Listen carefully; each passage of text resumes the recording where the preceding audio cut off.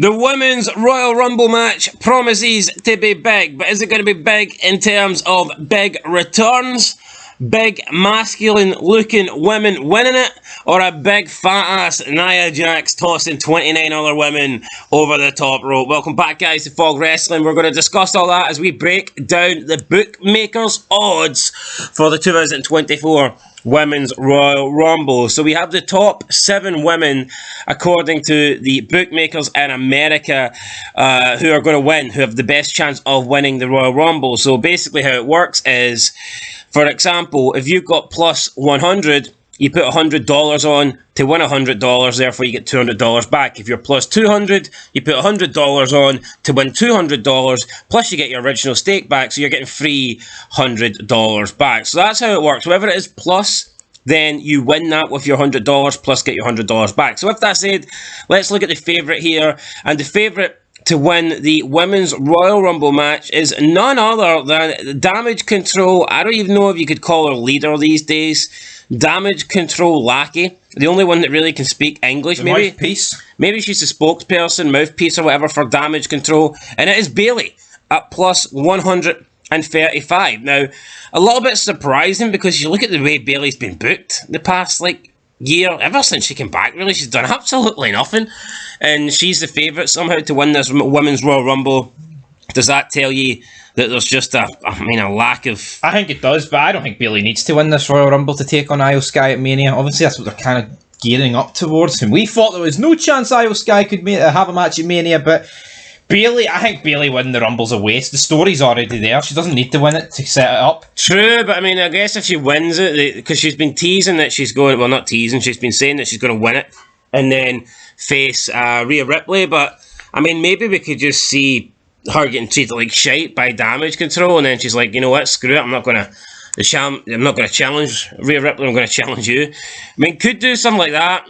It's not quite Batista, Triple H. Nowhere near. But, it could be similar, I guess, in terms of storyline.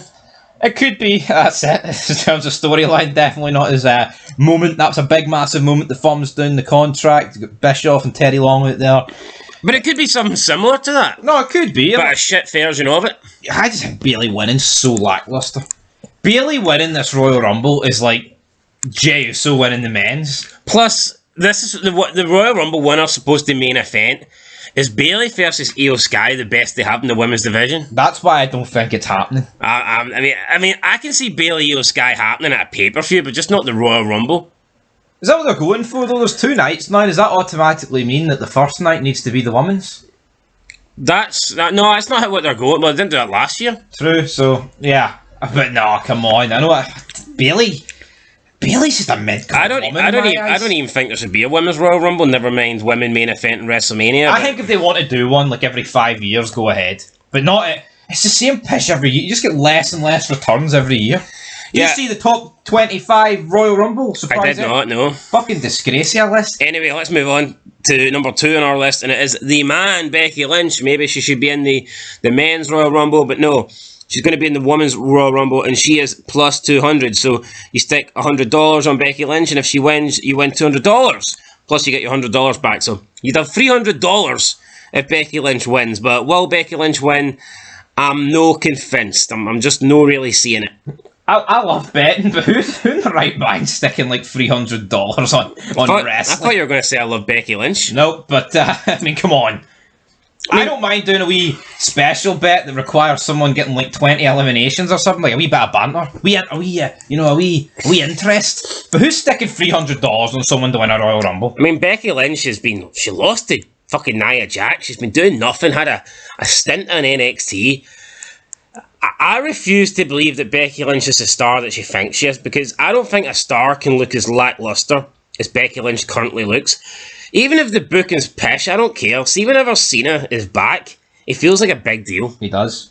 I think WWE thinks it's just stand still, though. 5 years is a long time, and it's been 5 years since her peak, since Mania 35. You look at that, look at the Attitude Era versus Aggression. The Attitude Era didn't even last 5 years, but we're assumed to believe that she's still riding the momentum from 5 years ago. I think, honestly, the worst thing about the PG era and beyond is the fact how stagnant it feels. It feels the exact same when you watch it that it did 5 years ago, yes or no? Oh, 100%. You watch wrestling and you can, each year there's a change. See, these days there's fucking no change. AEW, right, looks the exact same now that it looked in 2019. Nothing changes. I think it looks a wee bit different, like... No, yeah, it looks a wee bit, but does it look like errors have happened? No. Does it look like it's progressed? No. Just looks like the roster slightly changed. See, as bad as flippy dippy wrestling is, I think that's the worst thing for me. How there's just like no change, there's no evolution. You hear about women's evolution. What's happened since the women's evolution of 2018? Or even like 2015-16 when they had the 3 different sets of teams? It's the same old shite. It's the same people. Becky Lynch is just living off that. Like, see when Cena comes back, he doesn't... I mean, I know you can say he's living off past glories, but like, they reinvent themselves, like... Cena... Yeah, Becky Lynch is still using the man shit. Yeah, it just doesn't work, man. For me, it just doesn't work. And, so you're not betting Becky Lynch? Yeah, I think she's probably the only... I think she'd be my favourite to win it, but I think it just sums up how bad the roster is. I think she's up there just for the pure fact that there's nobody else. Yep. Anyway, let's move into number 3. Third place, third favourite to win it is Jade Cargill at plus 300. So she has joined WWE. She's been training at the Performance Centre. Now, I know I said in the men's one that I don't believe MJF will come in and win it.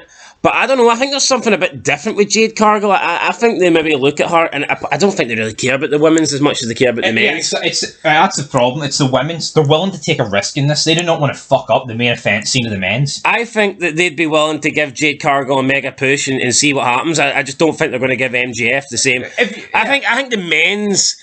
You've got I think there's like the lineage with the men and the history. It's like you have to earn your spot first. Whereas I think with the women, WWE would be more likely to just give someone coming in an opportunity. And it's not like, I think they look at MJF and they can see he just looks like an indie guy. Whereas I think with Jade Cargill, they're thinking, no, wait, she actually looks like a specimen. She could be like the fucking she looks like a bit like China. You know, I think they'd maybe be willing to take a chance on Jade Cargill. They love big reigns. I would have her get like 12 eliminations, win it, and then go for like a 3,000 day title reign, because why the fuck not? So even though it sounds like I'm contradicting myself, because I say that they're not just going to let some new person come in and win the Rumble, I do think it's different with the Women's Royal Rumble. Yeah, they just don't care as much.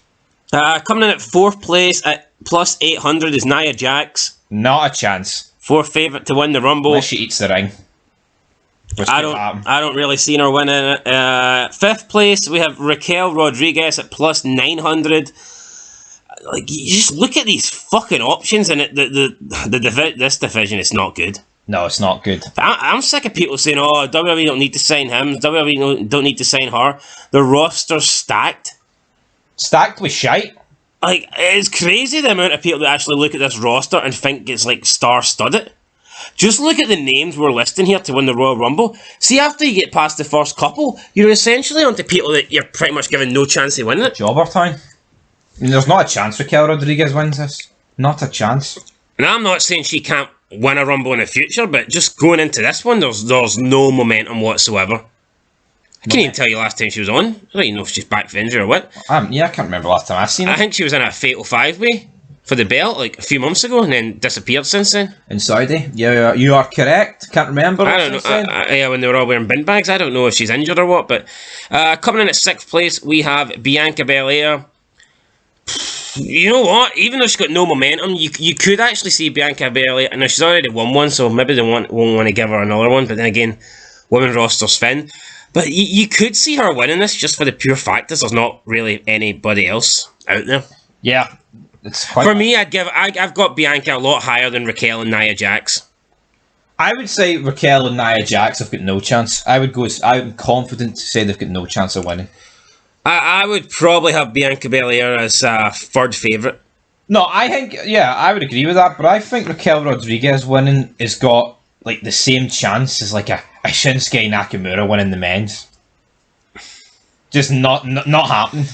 Aye, I mean, could get down to the final 4 or something like that. Could be the final elimination based on how you book it. Could put on a good showing, but in terms of actually winning it and going on to WrestleMania. We talked about the men's earlier. You got Drew McIntyre and Uso. As much as I don't think they've got a proper chance. They could get down to the final 4. Aye. They could be fine. No, I mean, they could get close. They could be in it long. I mean, Drew could eliminate a lot of people, but in terms of actually winning it and going to WrestleMania to main event, I don't see it. And coming in The last place on the list at 7th place at 12,000, plus 12,000 is Sasha Banks. And again, I would have to have her higher than Nia Jax, Raquel Rodriguez. I'm not too sure about Bianca Belair. I would have Sasha Banks below Jade Cargill. It's kind of like The Rock, but I don't think if she's in it, it guarantees a win. But I'm sorry, if you're putting money on Raquel Rodriguez and Nia Jax over Sasha Banks, I think you've got something wrong with you. Now, maybe with Triple H in charge, she's got more chance to win it.